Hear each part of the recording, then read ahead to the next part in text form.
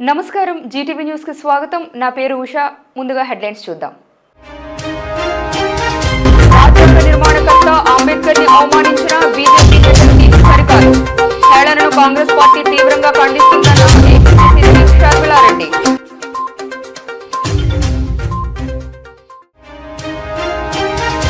కూటమి ప్రభుత్వం ప్రజాభిప్రాయానికి కట్టుబడి ఉంటుంది. జీఎన్ న్యూస్ ప్రత్యేక ఇంటర్వ్యూలో టీడీపీ జిల్లా అధ్యక్షులు గండి బాబ్జీ స్పష్టం.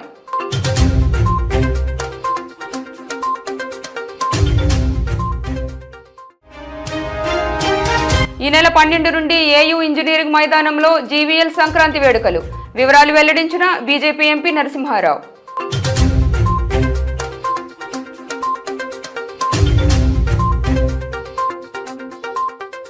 జై బాపూజీ, జై భీమ్, జై సంవిధాన్ పోస్టర్ను ఏపీసీసీ చీఫ్ వైఎస్ షర్మిలారెడ్డి ఆవిష్కరించారు. నేడు విశాఖ విచ్చేసిన ఆమె కాంగ్రెస్ పార్టీ కార్యాలయంలో పలువురి నేతలతో భేటీ అయ్యారు. అనంతరం పోస్టర్ని ఆవిష్కరించి మీడియాతో మాట్లాడారు. అంబేద్కర్ను అవమానించిన అమిత్ షా వెంటనే రాజీనామా చేయాలని, రాజీనామా చేయకుంటే ప్రధాని మోడీ అమిత్ షాను బర్తరఫ్ చేయాలని డిమాండ్ చేశారు. పార్లమెంట్లో అమిత్ షా అంబేద్కర్ గురించి హేళనగా మాట్లాడారని, అంబేద్కర్ పేరును ఫ్యాషన్ అంటూ అవమానించడం యావత్ మానవ జాతి తలదించుకునేలా ఉందని ఆవేదన వ్యక్తం చేశారు. సభలో అంబేద్కర్ పేరు చెప్పగానే బీజేపీ ఎంపీలు నవ్వటం వెనుక ఆంతర్యం ఏంటని ప్రశ్నించారు. కాంగ్రెస్ పార్టీ ఎల్లప్పుడూ అంబేద్కర్ జపం చేస్తూనే ఉంటుందని అన్నారు. బీజేపీ రాజ్యాంగాన్ని హేళన చేస్తుంటే రాష్ట్ర ఎంపీలు మౌనంగా ఉన్నారని మండిపడ్డారు. వారితో పాటు టీడీపీ, వైసీపీ, జనసేన ఎంపీలు మౌనం వహించడం సిగ్గుచేటన్నారు. ఏపీ ప్రజలకు మోడీ వెన్నుపోటు పొడిచారని, హోదా ఇస్తామని మోసం చేశారన్నారు. విశాఖ వచ్చిన మోడీ కనీసం విభజన హామీలపై ఒక్క మాట కూడా మాట్లాడలేదని, విశాఖ స్టీల్ మీద ఎటువంటి ప్రకటన లేదని, ప్రైవేటీకరణ మీద వైఖరి ఏంటో చెప్పకపోవడం వెన్నుపోటుకు నిదర్శనమని అన్నారు. గమనించాలి, అంబేద్కర్ అంబేద్కర్ అంబేద్కర్ అని మాట్లాడడం ఫ్యాషన్ అయిపోయింది అని అమిత్ షా గారు స్వయంగా అంటం జరిగింది. దానికి అందరూ బీజేపీ ఎంపీలందరూ నవ్వటం జరిగింది. ఇది అంబేద్కర్ గారిని హేళన చేయడం కాకపోతే ఏమిటి అని కాంగ్రెస్ పార్టీ ప్రశ్నిస్తుంది. అంబేద్కర్ గారి గురించి మాట్లాడితేనే మీకు అంత తట్టుకోలేకపోతున్నారే, కాంగ్రెస్ పార్టీ అంబేద్కర్ గారి జపం చేస్తుంది అన్నట్టు మీరు మాట్లాడుతున్నారే. అసలు అంబేద్కర్ గారి జపం కాంగ్రెస్ పార్టీ ఎందుకు చేయకూడదు అని అడుగుతున్నాం. కాంగ్రెస్ పార్టీ అంబేద్కర్ గారిని రాజ్యాంగం రాసే టీంకి అధ్యక్షుడిగా పెట్టి ఆయన రాసిన రాజ్యాంగాన్ని ఆమోదించింది కాంగ్రెస్ పార్టీ. అంబేద్కర్ గారు రాసిన రాజ్యాంగమే ఈరోజు మన దేశంలోని ప్రజాస్వామ్యాన్ని కాపాడుతుంది. అంబేద్కర్ రాసిన రాజ్యాంగమే ఈరోజు మన దేశంలోని ప్రతి ఒక్కరికి, అడల్ట్గా ఉన్న ప్రతి ఒక్కరికి ఓటు హక్కునిస్తుంది. అంబేద్కర్ గారు రాసిన రాజ్యాంగమే ఈరోజు ఇన్ని భిన్న మతాలు, కులాలు, భాషలు ఉన్న భారతదేశాన్ని ఒక్కటిగా ఉంచేది ఆ రాజ్యాంగమే. ప్రభుత్వ విధానాలు ఎలా ఉండాలి, రాష్ట్రమైనా ఒక కేంద్రమైనా ఎలా ఫంక్షన్ అవ్వాలి, ఇలాంటివన్నీ చెప్పింది అంబేద్కర్ గారు రాసిన రాజ్యాంగమే. ఈరోజు ఈ దేశంలో ప్రతి ఒక్కరూ సమానంగా, స్వేచ్ఛగా, సగౌరవంగా బతుకుతున్నారు అంటే దానికి కారణం అంబేద్కర్ గారు రాసిన రాజ్యాంగమే.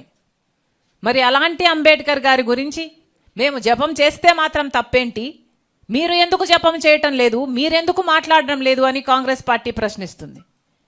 ప్రత్యేక హోదా ఇస్తాము అని చెప్పి 10 సంవత్సరాలు ఇస్తామని మోడీ గారు స్వయంగా మాటిచ్చి ఆంధ్ర రాష్ట్ర ప్రజలను మోసం చేశారు.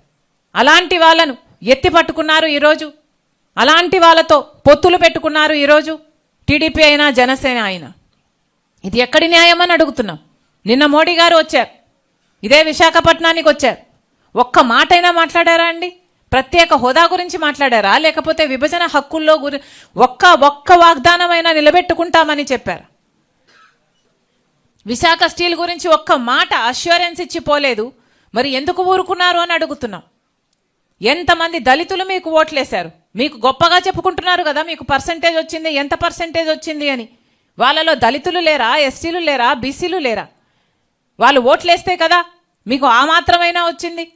మరి ఓట్లు వేయించుకొని కూడా రాజశేఖర రెడ్డి గారి వారసుడయ్యుండి కూడా అదే బీజేపీ పార్టీతో ఎందుకు అక్రమ సంబంధం పెట్టుకున్నారని అడుగుతున్నాం. బీజేపీ పార్టీకి వ్యతిరేకంగా రాజశేఖర రెడ్డి బిడ్డలలో ఎవరైనా నించున్నారు అంటే అది నేనే, షర్మిలారెడ్డి మాత్రమే. మళ్ళీ చెప్తున్నాం, ఈరోజు ఆంధ్ర రాష్ట్రంలో ఏ పార్టీ అయినా బీజేపీ పార్టీకి వ్యతిరేకంగా నించుంది అంటే అది కాంగ్రెస్ పార్టీ మాత్రమే. మళ్ళీ చెప్తున్నాం, ఈ దేశంలోనే బీజేపీ పార్టీని వ్యతిరేకిస్తున్న ఏకైక అలయన్స్ ఏదైనా ఉంది అంటే అది ఇండియా బ్లాక్ మాత్రమే. విజయనగరం జిల్లా శృంగవరపుకోట మండలం రేగపుణ్యగిరి గిరిశిఖర గిరిజన గ్రామానికి చెందిన సీదర్ శాంతి డోలీలో ప్రసవించడం గిరిజనుల కష్టాలకు తార్కాణంగా నిలుస్తుంది. రాత్రి అకస్మాత్తుగా పురిటి నొప్పులు రావడంతో రాత్రి 12 గంటలకు గ్రామం నుండి డోలీలో శృంగవరపుకోట ప్రాంతీయ ఆసుపత్రికి తరలించే క్రమంలో కొండ దిగువన చేరుకునేసరికి ఆమె ప్రసవించింది. మగ శిశువు జన్మించడంతో ప్రసవానంతరం ఆమెను శృంగవరపుకోట ప్రభుత్వ ఆసుపత్రికి తరలించారు. తల్లి శిశువు ఇద్దరూ క్షేమంగా ఉండడంతో అందరూ ఊపిరి పీల్చుకున్నారు. ఆమెకు ఇది 3వ సంతానం. ఈ సందర్భంగా గిరిజన గ్రామస్తులు మాట్లాడుతూ ఎన్ని ప్రభుత్వాలు మారినా తమ గిరిజనుల తలరాత మారలేదని, ఎన్నో ఏళ్లుగా తమకు రహదారి సౌకర్యం లేక తీవ్ర ఇబ్బందులు ఎదుర్కొంటున్నారని ఆవేదన వ్యక్తం చేశారు.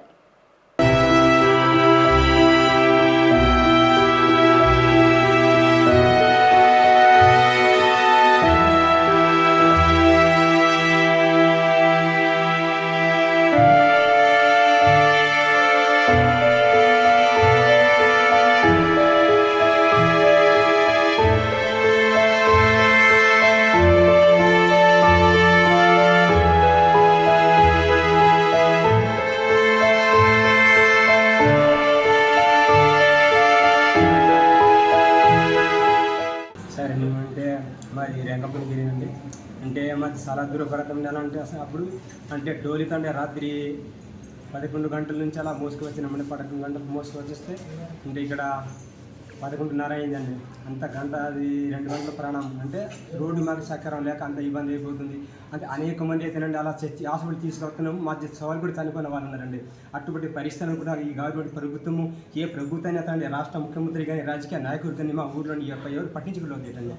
అంటే అంత దారుణంగా అంటే రోడ్డు లేదనమాట. అసలు రోడ్డు లేక మధ్య దారిలోనే అలాగే డెలివరీ ఎంతోమంది డెలివరీ అయినా డోలీ ఎంతో ఈ వీడియోలు ఇచ్చినా కానీ ఈ అధికారులు కూడా పట్టించుకోవట్లేదండి. ఇప్పటికైనా సరే మా గ్రామంలోని ఆ రోడ్డు సౌకర్యం చేయిస్తారని మేము కోరుచున్నామండి. ఆదాయం తీసామన్నమాట. అంటే ఈ సీనియర్ సంతే అండి ఈ పాప డెలివరీ అయిన పాప అంటే మామూలు గుడి దగ్గర అండి, గుడి సింహాల దగ్గర ఉంది. అప్పటికి వచ్చినప్పుడు కొద్దిగా పాప దించండి, నొప్పి లెక్క అయిపోయింది. అప్పుడు దించినప్పుడు డెలివరీ అయిందండి.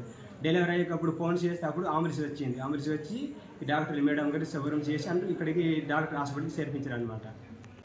మహావిశాఖ నగరానికి చెందిన సాహసికుడు భరద్వాజ్ దయాల మరోసారి ప్రపంచ యాత్రకు సిద్ధమయ్యారు. మార్చి 8వ తేదీ అంతర్జాతీయ మహిళా దినోత్సవం సందర్భంగా విశాఖ నగరం నుండి ప్రపంచ యాత్రకు భరద్వాజ్ బయలుదేరుతున్నారు. 10 లక్షల అద్భుతమైన మహిళలు అనే నినాదంతో తన యాత్రను ప్రారంభిస్తున్నారు. ప్రపంచంలోని 7 ఖండాలు 195 దేశాలలో ఆయన పర్యటిస్తారు. ఈ పర్యటనలో 10 లక్షల అద్భుతమైన మహిళల ఫోటోలను చిత్రీకరిస్తారు. ఆ ఫోటోల ద్వారా ప్రపంచవ్యాప్తంగా మహిళలు స్థితిగతులను తెలియజేసే ప్రయత్నం ఆయన చేపట్టారు.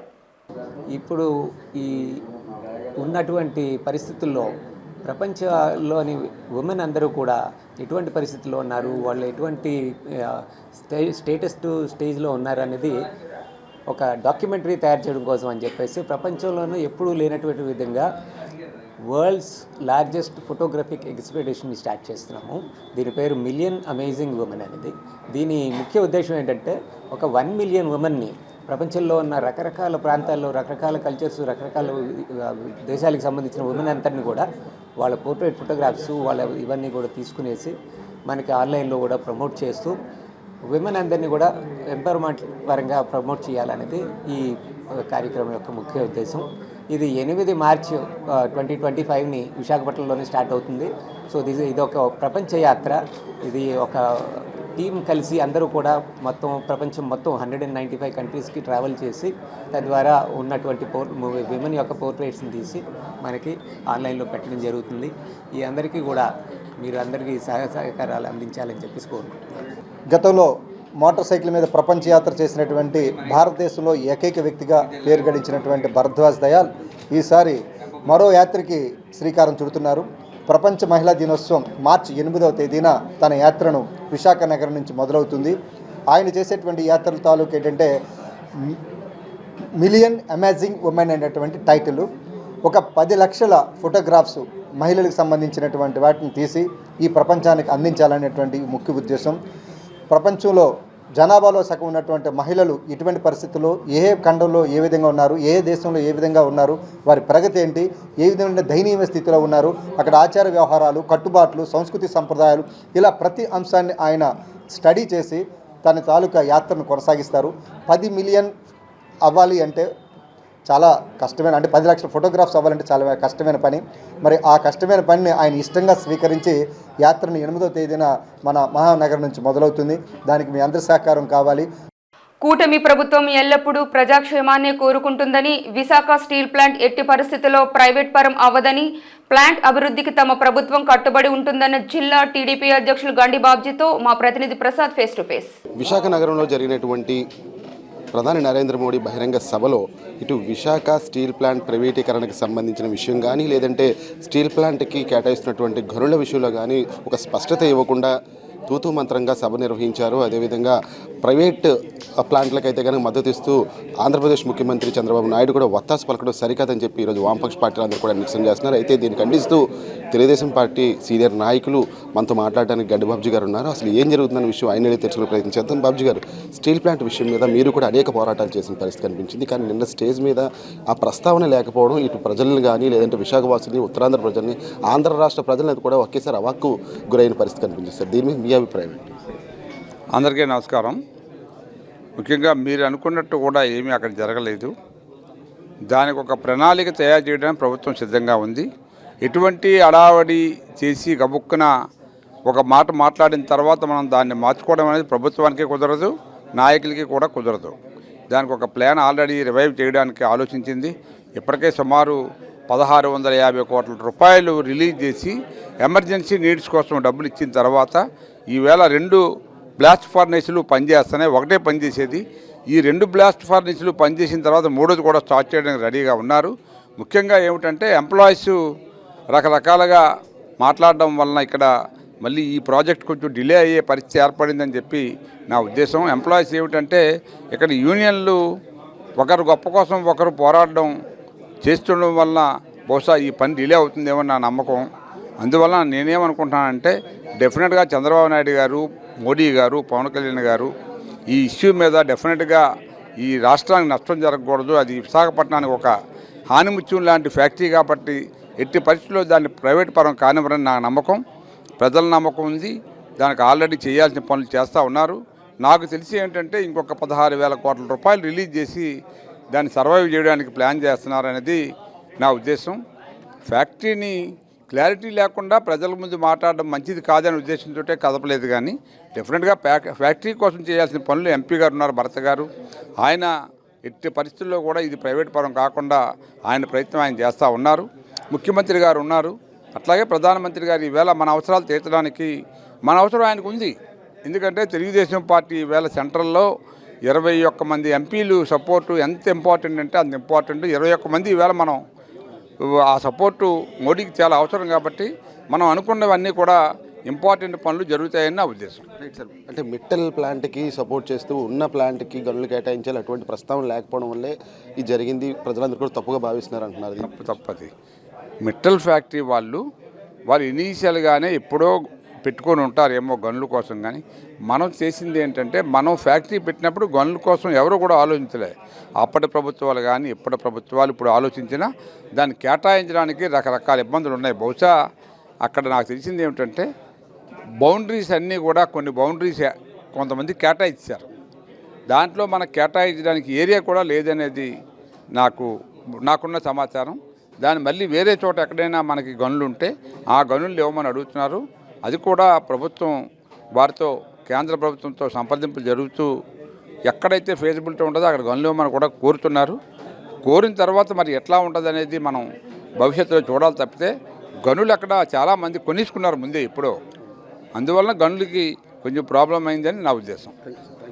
చూసాం కదా, ఏదైనా వామపక్ష పార్టీలు చేస్తున్నటువంటి నిరసనలన్నీ కూడా ఇటు తూతూ మంత్రంగా జరుగుతున్నాయి. కానీ ఏదైనా ప్రచారం అన్నటువంటిది పూర్తిగా తెలుగుదేశం పార్టీ అలాగే జనసేన అదేవిధంగా బీజేపీ చేసేది ప్రతి ఒక్కటి కూడా ప్రజల అభిమానాన్ని పొందే విధంగా ఉంటుంది తప్ప ప్రజా వ్యతిరేక విధానాలకు ఏ కోను కూడా కూటమి పార్టీ అయితే కనుక ముందుకు వెళ్దని చెప్పి గండిబాబుజీ చెప్తున్న పరిస్థితి కనిపించింది. మరొక విషయం, ఇటు ప్రైవేట్ సంస్థలకి కొమ్ము కాస్తూ ఇటు ప్రభుత్వ రంగ సంస్థలను ప్రైవేట్ పరం చేసే ఉద్దేశం అయితే కనుక ఇటు కూటమి ప్రభుత్వానికి లేదు అని కూడా ఒక స్పష్టత అయితే కనుక గండిబాబుజీ గారు ఇస్తున్నారు. Cameraman Suryavata Prasad, G TV news, Visakhapatnam నుంచి. పండుగ సందర్భంగా నగరంలో పలు షాపింగ్ మాల్స్ వినియోగదారులను ఆకట్టుకునేలా ఆఫర్స్తో ఉరకలేస్తున్నాయి. అందులో భాగంగా జగదాంబ కూడలి సౌత్ ఇండియా షాపింగ్ మాల్లో పండుగ శోభ సంతరించుకుంది. అనేక రకాల ఆఫర్స్తో అశేష ప్రజాదరణ పొందుతుంది. ఇతర మాల్స్తో పోల్చుకుంటే తమ వద్ద సరసమైన ధరలకు నాణ్యమైన దుస్తులు లభిస్తున్నాయని South India Shopping Mall manager తెలిపారు. వినియోగదారులు తప్పకుండా తాము అందిస్తున్న ఆఫర్స్ను సద్వినియోగం చేసుకుని ఇంటిల్లిపాది పండుగను ఆనందంగా జరుపుకోవాలని ఆయన ఆకాంక్షించారు.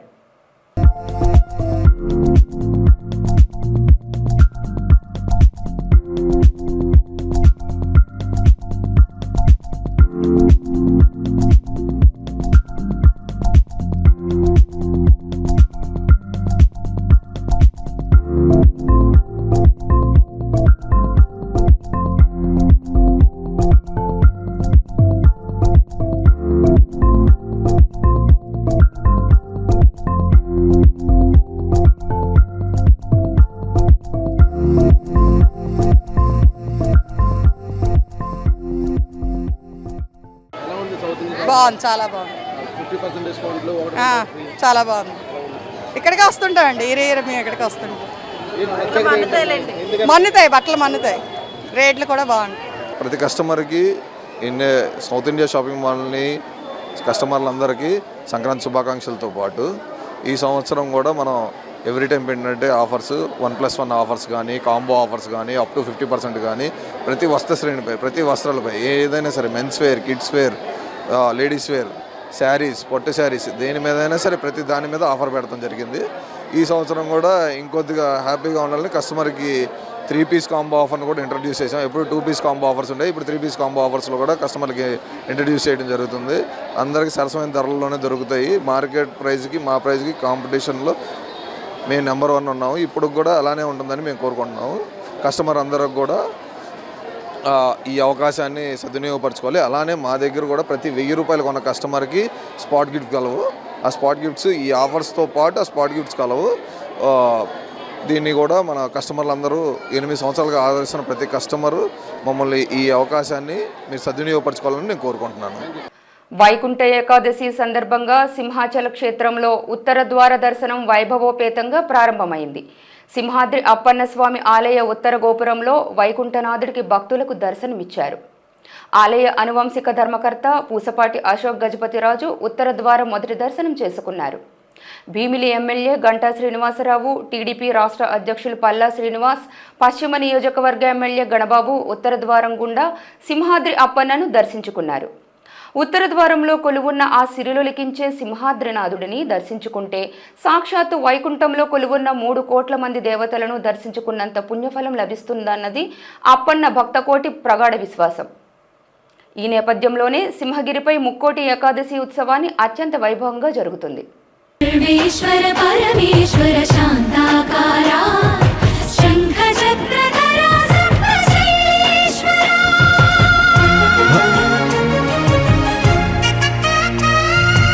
గోవిందా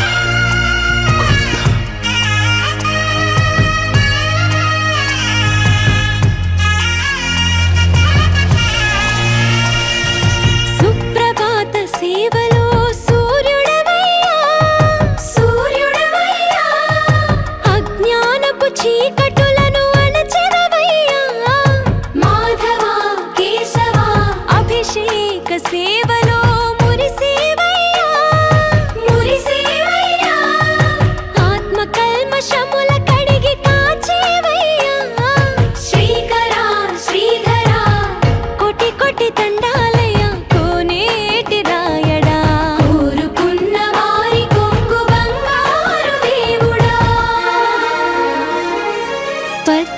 పద్మనాభ హృషికేశ పద్మనాభ హృషికేశ పన్నగ శయన పరశురామ బలరామ రఘుకుల రామ పురుషోత్తమ పుణ్య పురుష పుండరీకాక్ష వామన వాసుదేవ వాంఛిత వరద వీణామాల వాడ వెంకటేశుడా మూడు నామాల ముద్దు శ్రీనివాసుడా నిజ పాద దర్శనమున నిలిచేవయ్యా నిలిచేవయ్యా నీ పాదాలే దిక్కు అని చాటెదవయ్యా అచ్యుత అవ్యయ నేత్ర దర్శనాన్ని మాకు ఇచ్చేవయ్యా ఇచ్చేవయ్యా మంచి మార్గమున మమ్ము నడిపేవయ్యా మురహర నగధర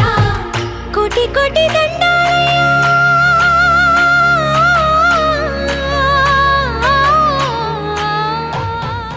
అందరికీ ముక్కోటి ఏకాదశి శుభాకాంక్షలు.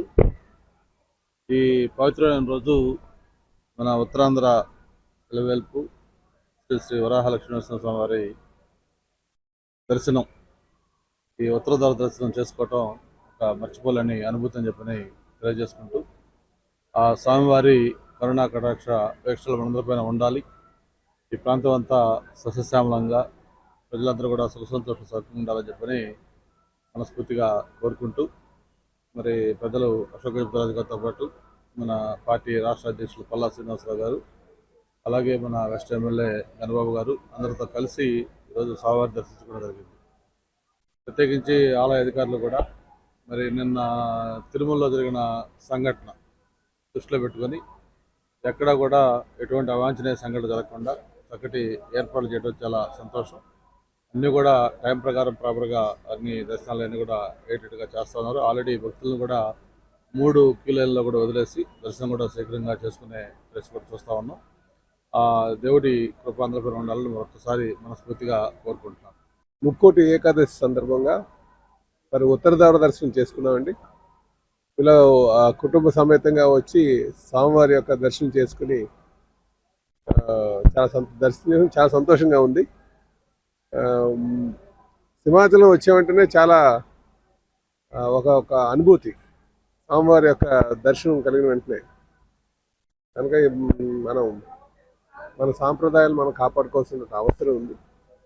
పెద్దలు పెట్టినటువంటి ఆచార వ్యవహారాలు కూడా మనం ముందుకు తీసుకెళ్లాల్సిన అవసరం ఉందని చెప్పి సందర్భంగా తెలియజేస్తూ, ఆ స్వామివారి యొక్క ఆశీస్సులు అందరికీ ఉండాలి. ఈ ప్రాంతం సుభిక్షంగా ఉండాలి, అందరూ సుఖంగా ఉండాలి, పిల్లలందరూ కూడా మంచిగా స్థిరపడాలి అని స్వామివారిని కోరుకుంటూ, అలాగే నిన్న అక్కడ తిరుపతిలో కూడా మరి దురదృష్టం అక్కడ. సో మళ్ళీ అలాంటి పునరావృతం కాకుండా కట్టుదిట్టమైనటువంటి చర్యలు తీసుకుంటామని కూడా ఈ సందర్భంగా తెలియజేస్తూ, వారి ఆత్మకు శాంతి కలగాలని, అలాగే వారికి ప్రభుత్వం నుంచి కావాల్సిన ఆర్థిక సాయం కూడా చేయడం జరిగిందని చెప్పి ఈ సందర్భంగా తెలియజేస్తున్నారు. అలాగే పెందుర్తి వెంకటాద్రిపై కొలువై ఉన్న శ్రీ వెంకటేశ్వర స్వామి ఆలయంలో కూడా ముక్కోటి ఏకాదశి పర్వదినాన్ని పురస్కరించుకొని ఆలయ అధికారులు ఉత్తర ద్వార దర్శనాన్ని ఏర్పాటు చేశారు. అధిక సంఖ్యలో భక్తులు విచ్చేసి స్వామివారిని దర్శించుకున్నారు. వేకువజామునే సుప్రభాత సేవాగోష్ఠి నిర్వహించి అనంతరం భక్తులకు ఉత్తర ద్వార దర్శనాన్ని కల్పించారు. విచ్చేసిన భక్తులకు కొండ దిగువ నుండి పై వరకు ఉచిత రవాణా సౌకర్యాలు కూడా కల్పించారు. గోవిందాయని కొలువరే గోవింద గోవిందయని కొలువరే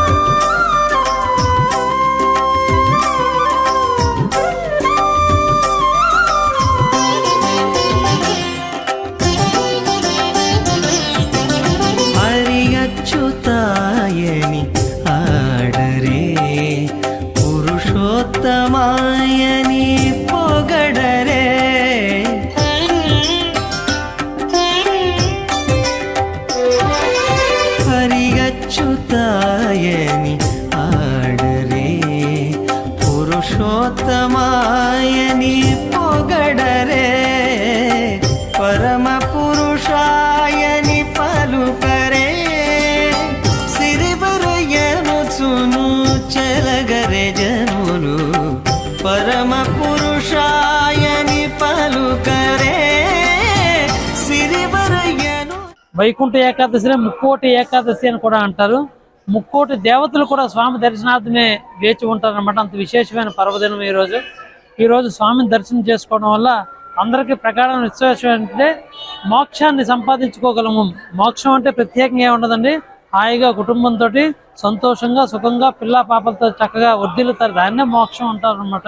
అందువల్ల వీళ్ళందరూ చక్కగా సుఖంగా ఉంటారని ప్రగాఢమైన విశ్వాసంతో ఉదయాన్నే స్వామిని ఉత్తద్వారంలో వేంచేపు చేసుకుని విశేష ఆరాధన కార్యక్రమాలన్నీ కూడా నిర్వహించుకొని వచ్చిన భక్తులందరికీ కూడా దేవస్థానంలో ప్రత్యేకంగా ఒక 2 ప్రసాదాలు వినియోగం చేస్తూ సుమారుగా కింద సంవత్సరం అయితే 60,000 మంది భక్తులు వచ్చారు. ఈ సంవత్సరం ఇంకా పెరిగే అవకాశం కూడా ఉంది. ఎందుకంటే 2 రోడ్లు, పైకి ఎక్కే మార్గం, దిగే మార్గం, 2 మార్గాల్ని స్వామివారు ఏర్పాటు చేసుకోవడం జరిగిందనమాట. తద్వారా భక్తుల సంఖ్య కూడా బాగా పెరగడం జరిగిందనమాట. అందువల్ల భక్తులందరికీ కూడా ఎటువంటి అసౌకర్యం కలగకుండా మంచి ఉచిత వాహన సదుపాయాన్ని ఏర్పాటు చేశారు, ఉచిత ప్రసాదాన్ని ఏర్పాటు చేశారు, ఉచిత దర్శనాలు కూడా ఏర్పాటు చేశారు. పోలీస్ సిబ్బంది, రెవెన్యూ సిబ్బంది, జీవీఎంసీ సిబ్బంది అందరూ కూడా సహకారంతో చక్కగా కార్యక్రమం జరుగుతున్నది. దేవాదాయ ధర్మాదాయ శాఖతో పాటు ఈరోజు మెడికవర్ హాస్పిటల్ యాజమాన్యం వాళ్ళు కూడా వచ్చిన భక్తులందరికీ కూడా ఉచిత మెగా వైద్య శిబిరాన్ని నిర్వహిస్తున్నారన్నమాట. ఇప్పుడు సుమారుగా చాలా మంది భక్తులు వెళ్ళి అక్కడ ఈ వైద్య శిబిరంలో కూడా పాల్గొన్నారు. ఎందుకంటే ఆరోగ్యాన్ని మించిన ఐశ్వర్యం ఏదీ లేదనేసి, అందువల్ల ఆరోగ్యం కూడా జాగ్రత్తగా చూసుకోవాలనే శాస్త్రం కూడా చెప్తుందన్నమాట. పంచాంగం అందరికీ చెప్పేదంటే జాగ్రత్తగా ఉండండి అనే కాలాన్ని తెలియజేస్తుంది. అట్లాగే ఈ వైద్యానికి సంబంధించి కూడా మనుషులు ప్రతి ఒక్కరు కూడా జాగ్రత్తగా ఉండాలి అనేసి సంకల్పంతో మెడికవర్ హాస్పిటల్ వాళ్ళు ఈరోజు మన ఆలయంలో ఇందుత్ వెంకటేశ్వర ఆలయంలో మెగా మెడికల్ శిబిరాన్ని ఏర్పాటు చేయడం జరిగిందనమాట. ఈ రోజు కార్యక్రమం అయిపోయిన తర్వాత రేపు కూడారి ఉత్సవం ఉంటుంది, విశేషంగా ఉంటారు. కూడారి అయిన తర్వాత స్వామివారికి అమ్మవారికి విశేష స్నపన కార్యక్రమం ఉంటుంది. భోగి రోజు పర్వదినం సందర్భంగా సాయంత్రం సుమారుగా ఒక 3,000 మందితో అమ్మవారి కాదొక గోదా రంగనాయకుల కళ్యాణ విశేషం జరుగుతుంది. కళ్యాణంలో పాల్గొన్న భక్తులందరూ కూడా దేవస్థానం వాళ్ళ పేర్లు నమోదు చేయించుకోవాలి. కళ్యాణం కూడా ఎటువంటి రుసుమాలు లేకుండా అందరికీ ఉచితంగానే దేవస్థానం తరపున ఇక్కడ కళ్యాణ మహోత్సవం జరుగుతుంది. ఈ కళ్యాణంలో చేసుకోవడం వల్ల వివాహం కానీ వివాహితులకైతే చక్కగా వివాహం జరుగుతున్నది. అలాగే అబ్బాయిలకు కూడా చాలా మంది ఈ కార్యక్రమంలో పాల్గొంటారు. ఉద్యోగం, వ్యాపారం అన్నిటికీ బాగుంటుంది అనమాట. ఈ ప్రగాఢమైన విశ్వాసంతో స్వామి సేవల భక్తులందరూ కూడా పాల్గొని తరిస్తూ ఉంటారు. అదేవిధంగా కప్పరాడ శ్రీ వైభవ వెంకటేశ్వర స్వామి వారి ఆలయంలో కూడా వైకుంఠ ఏకాదశి పర్వదిన ప్రత్యేక పూజలు అత్యంత ఘనంగా జరిగాయి. భక్తులు అధిక సంఖ్యలో హాజరై ఉత్తర ద్వారం గుండా వెంకన్నను సందర్శించుకున్నారు. నేటి పర్వదినం సందర్భంగా స్వామివారు భక్తులకు ప్రత్యేక అలంకరణలో దర్శనమిచ్చారు.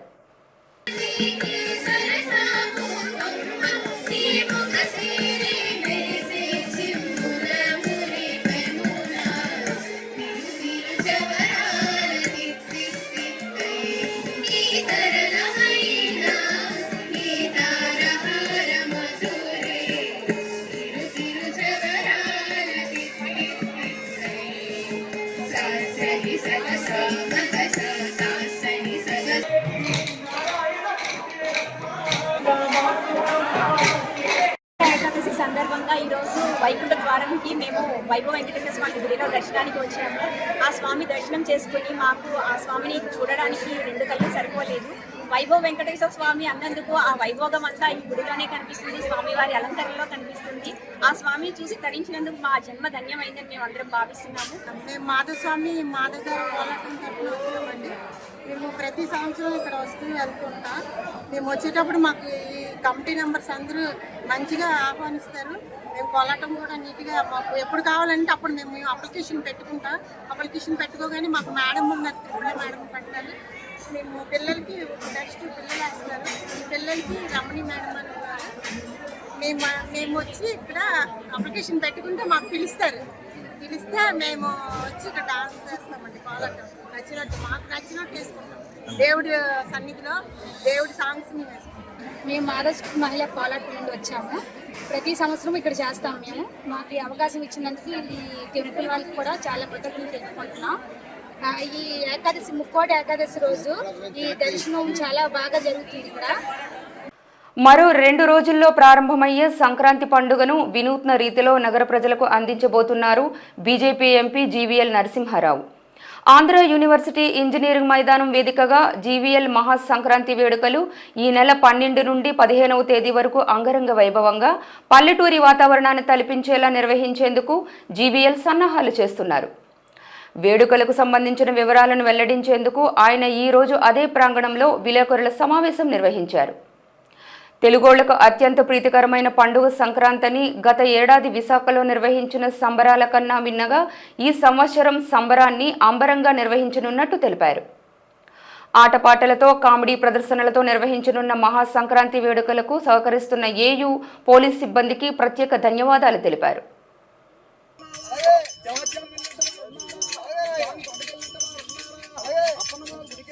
ఈసారి కార్యక్రమాల్లో సినీ తారలు, అనేక మంది పేరుగాంచిన ప్లేబ్యాక్ సింగర్, సినిమాల్లో పాడేటువంటి పాటలు పాడే నేపథ్యం ఉన్నవారు, జబర్దస్త్ లాంటి కామెడీ షోస్ చేసేవారు, కల్చరల్ పర్ఫార్మెన్సెస్, సాంస్కృతిక నృత్యాలు,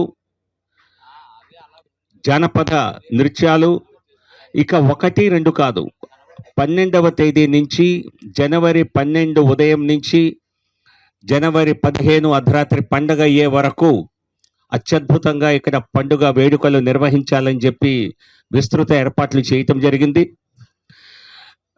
సో దీనిలో 12వది ఈరోజు 10, సో 2 రోజుల సమయంలో ప్రజలందరికీ వివరాలు తెలియచేసి మరొక్కసారి ఈ ఏయూ గ్రౌండ్స్లో ఈ కార్యక్రమ నిర్వహణకి పూర్తి సన్నద్ధం చేయటం జరుగుతోంది.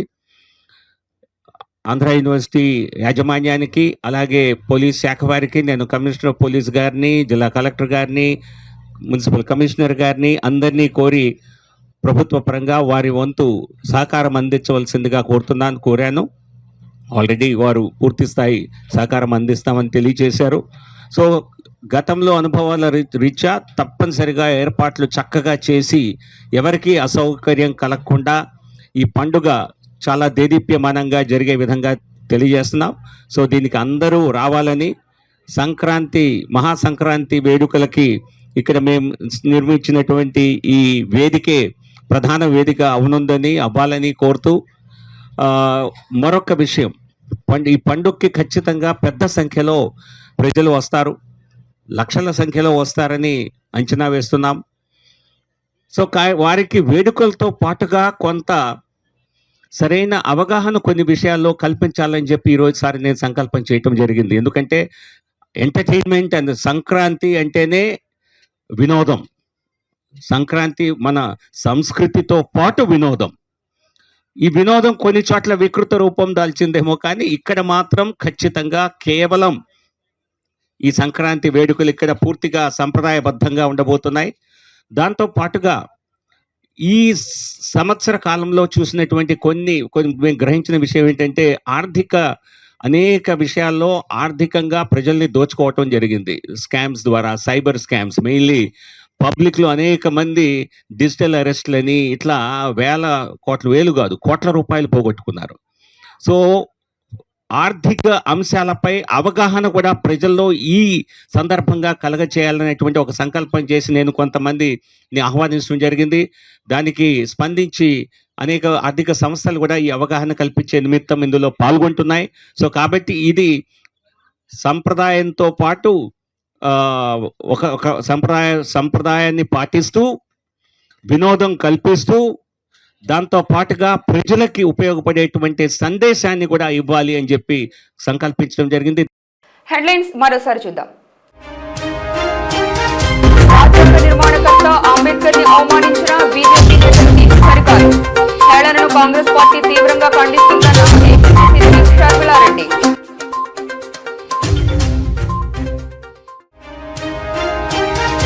కూటమి ప్రభుత్వం ప్రజాభిప్రాయానికి కట్టుబడి ఉంటుంది. జీ న్యూస్ ప్రత్యేక ఇంటర్వ్యూలో టీడీపీ జిల్లా అధ్యక్షులు గండి బాబ్జీ స్పష్టం.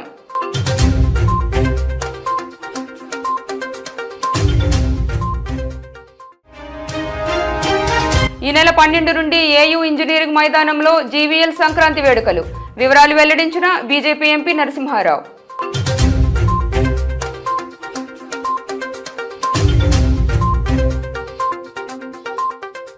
ఇవి ఈనాటి వార్తల ముఖ్యాంశాలు. మరిన్ని అప్డేట్స్తో మరొక బులెటిన్లో మళ్ళీ కలుద్దాం. చూస్తూనే ఉండండి జీటీవీ న్యూస్. నమస్కారం.